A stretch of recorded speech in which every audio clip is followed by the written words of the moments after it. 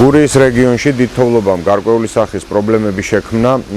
სამივე მუნიციპალიტეტში მობილიზებულია შესაბამისი სპეციალური ტექნიკა და უწყვეტ რეჟიმში მიმდინარეობს როგორც ცენტრალური, ასევე შიდა სასოფლო გზების თოვლის საფარისგან გაწმენდითი სამუშაოები.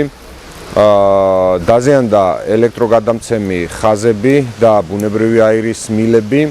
ყველა შესაბამისი სამსახური მუშაობს საგანგებო რეჟიმში, რათა მაქსიმალურად მოკლე პერიოდში მოხდეს ბუნებრივი აირის და ელექტროენერგიის მიწოდების აღდგენა ჩვენი მოქალაქეებისთვის. გაწმენდილია ყველა ცენტრალური გზა, მიმდინარეობს შიდა სასოფლო გზების წმენდა, ელექტროენერგიის მიმართულებით დილიდან მუშაობდნენ ენერგოპროს ჯგუფები, სადაც აღდგენილია ელექტროენერგია სოფლებში, დარჩენილია მხოლოდ ჩოჩხატის ადმინისტრაციული ერთეული, სადაც დაზიანებულია ტრანსფორმატორი და საღამომდე მოხდება სოფლისთვის ელექტროენერგიის აღდგენა.